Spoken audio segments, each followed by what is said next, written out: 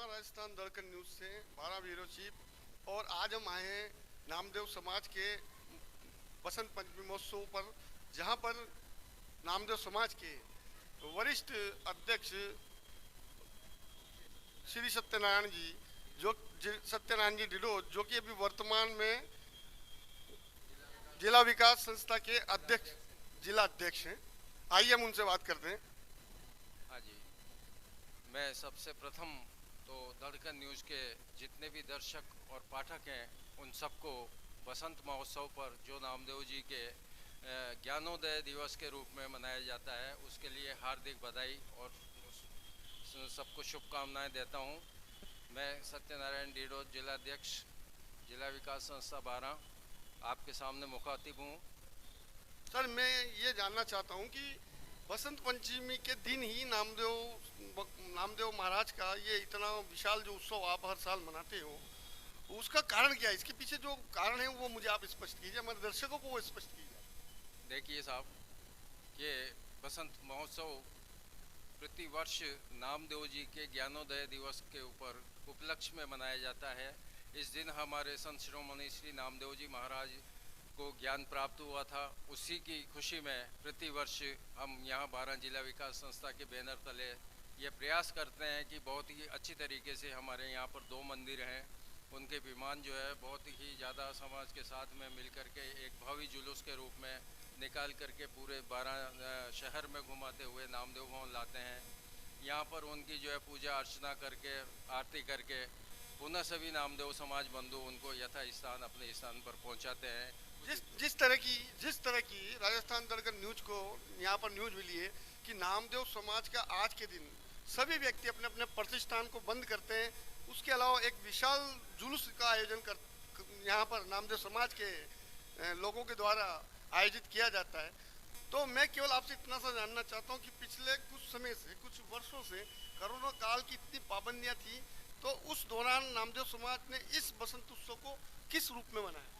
इस बसंत महोत्सव को कोरोना काल के संदर्भ में मैं आपसे निवेदन कर दूं कि कोरोना काल में जब सारी गतिविधियां सरकार के द्वारा गाइडलाइन के आधार पर बंद थी, उस वक्त हम हमारे मंदिरों के विमानों को मंदिरों पर ही सजा करके और सारा समाज दोनों मंदिरों पर एकत्रीकरण हो करके और वहीं पर बसंत बना करके और वहीं पर पूजा आरती करके रंग गुलाल करके वहीं पर हर्षोल्लास के साथ इस आयोजन को हर्षोल्लास से मनाते हैं आए हैं हम। और उस संदर्भ में भी शांत नहीं बैठे। कोरोना काल में कई लोगों ने अपने परिजनों को खोया है।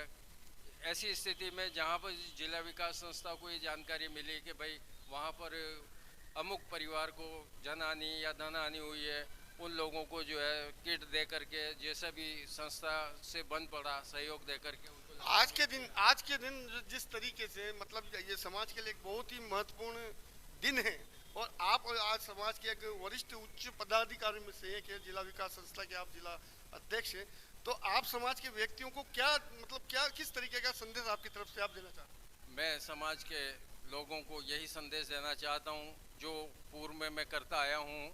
मैंने ये देखा है कि हमारा 12 जिला विकास संस्था 12 ही नहीं, पूरा 12 जिला एकजुट होकर के इस आयोजन में सम्मिलित होते हैं और साथ में ही हम सभी समाज के लोगों से ये अपेक्षा करते हैं और निवेदन करते हैं कि संगठन में रहें। संगठन ही मजबूत होगा तो समाज भी मजबूत होगा, समाज मजबूत होगा तो देश भी मजबूत होगा। किस तरीके की रूपरेखाएं आप लोगों ने, मतलब समाज के जो आप पदाधिकारी हैं और आपके जो नीचे के जो आपके कार्यकारिणी के सदस्य हैं, जिनकी विचारधाराओं के साथ आपने एक योजनाएं बनाई हुई, किस तरीके की योजना की समाज को संगठित करने के लिए, समाज के पीड़ित व्यक्तियों को सहायता देने के लिए और समाज को आगे बढ़ाने के लिए किस तरीके की आपने योजनाएं बनाई हैं?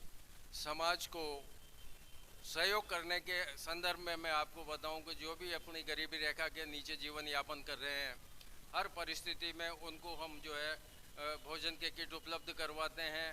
अगर गर्मी सर्दी है तो उनको जो है कपड़े उपलब्ध करवाते हैं। रहा सवाल ये कि संगठन के लिए क्या करते हैं, तो हम प्रतिवर्ष जो बसंत महोत्सव का आयोजन करते हैं उसमें बूढ़े से लेके बच्चे तक को प्रोत्साहित करने के लिए बच्चों के लिए खेलकूद का आयोजन करते हैं। बड़ों के लिए जिन्होंने जो महामशा हैं उनको सम्मानित करते हैं।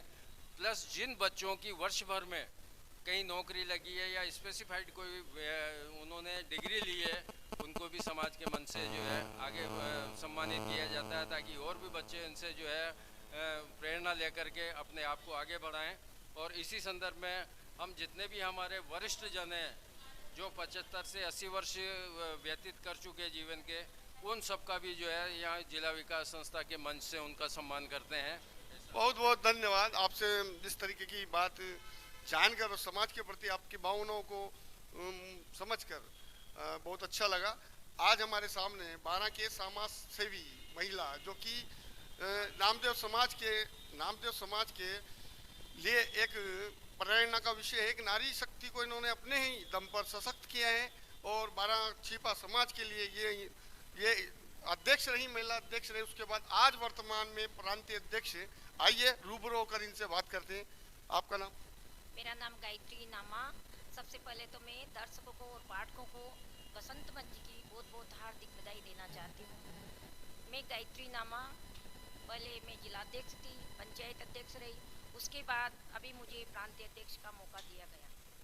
किस तरीके की योजनाएं चाहते हैं आप? किस तरीके की समाज में जो नारी शक्ति है, जो कोई समाज का एक आप समाज में पहले के समय में नारी को एक कमजोर रूप के में देखा जाता है, आपने आज उसको समाज में आगे लाने के लिए बहुत प्रयत्न किए।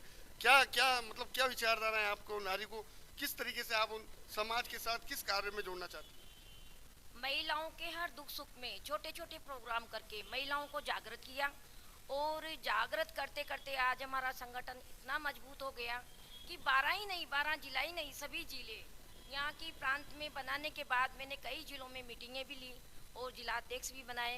काफ़ी अच्छे रिजल्ट आ रहे हैं और मेरा सबसे प्रथम ध्येय यही है कि महिलाएं जागृत हुई।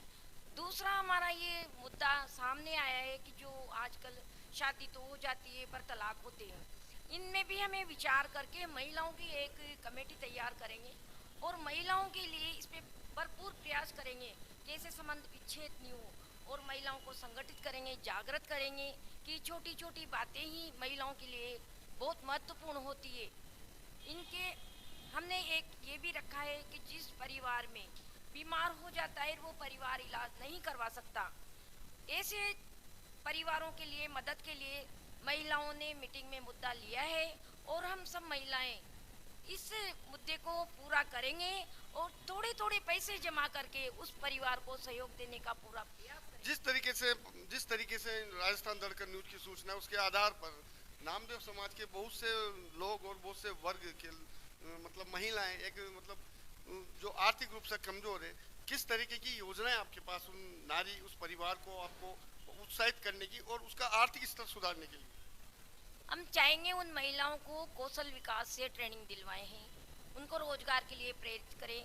सरकार की बहुत सारी योजनाएं चलती है, उनमें लोन मिलता है महिलाओं को और 25% छूट मिलता है। इस बात के लिए उनको मोटिवेट करते हैं और कई महिलाएं ऐसी है जो रोजगार से लगी है और हमारा प्रयास बराबर चालू है। हम ऐसी महिलाओं को सशक्त बनाएंगे ताकि ये रोजगार से जुड़ सके और इनका बिजनेस चालू करवा सके। बहुत बहुत धन्यवाद। मैं राजेंद्र नामा, राजस्थान दड़कन न्यूज, कैमरामैन हर्षित शर्मा के साथ